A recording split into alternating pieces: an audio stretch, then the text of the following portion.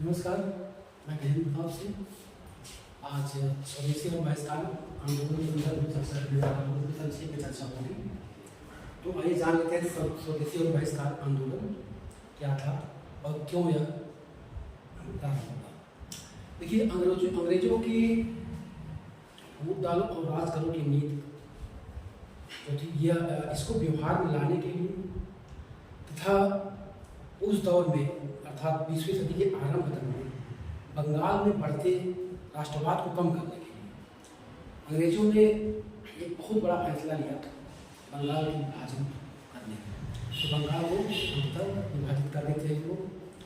तो उस विभाजन के विरोध में वहाँ बंगाल के राष्ट्रीय नेताओं स्वदेशी और बहिष्कार आंदोलन कर दिया।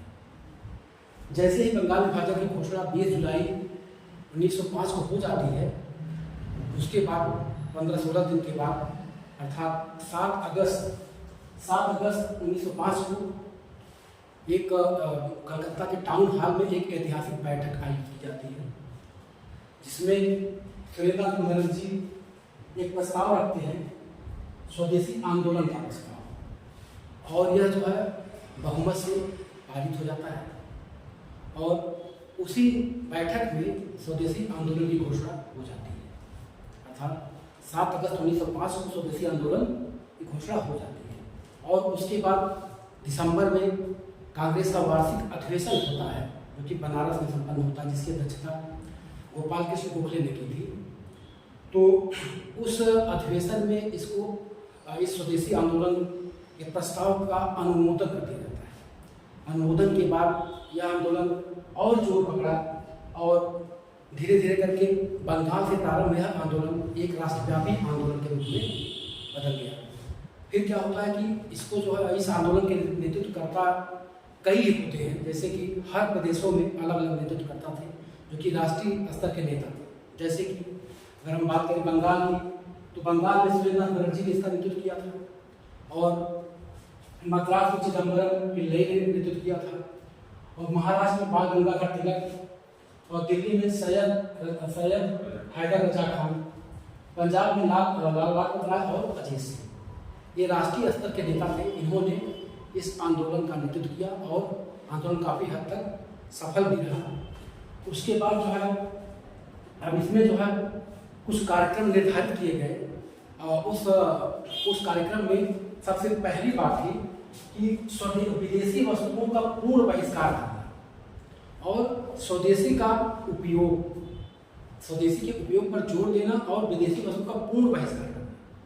यह जो है, यह कार्यक्रम का यह जो है जो ये बातें, दोनों बातें थी, बहुत ही सक्सेस और सफल रही। उसके बाद अगर हम और बात करें तो ये सरकारी स्कूल, सरकारी नौकरी और अदालतों का भी इसमें काफ़ी हद तक बहिष्कार कर दिया गया। और राष्ट्रीय शिक्षा के लिए यहाँ पे जो है कलकत्ता में नेशनल कॉलेज भी खोले गए।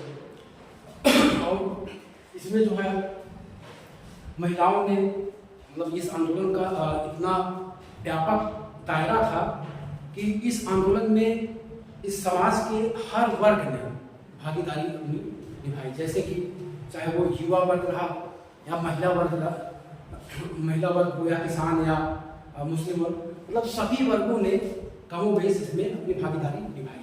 जिसमें से सबसे महत्वपूर्ण बात यह है, और इस आंदोलन की एक बहुत बड़ी विशेषता भी है, कि इसमें महिलाओं ने पहली बार घर से बाहर निकला और धरना प्रदर्शन किया। शराब की दुकानों पर धरना प्रदर्शन महिलाओं ने ही किया। तो इस आंदोलन की सबसे प्रमुख विशेषता हम मान सकते हैं कि महिलाओं का इसमें भागीदारी। और अगर हम इस आंदोलन की सफलता की बात करें तो अपने जो फिक्स इनका जो निश्चित उद्देश्य था, उसमें तो पूर्णतः या 100% सफलता तो नहीं मिल सकी, लेकिन इसका दूरगामी प्रभाव पड़ा। जैसे कि भारत में आत्मनिर्भरता की भावना जागृत हुई और स्वदेशी उद्योगों का विकास होना प्रारंभ हो गया, और आगामी आंदोलन के लिए एक पृष्ठभूमि तैयार। तो इस परिप्रेक्ष्य में देखा जाए तो स्वदेशी आंदोलन हमारे राष्ट्रीय आंदोलन के लिए एक बहुत बड़ी, एक महत्वपूर्ण भूमिका अदा करता है और एक अच्छी पृष्ठभूमि तैयार करता है, जिससे कि आगामी आंदोलन होते हैं। बस आज यही तक, धन्यवाद।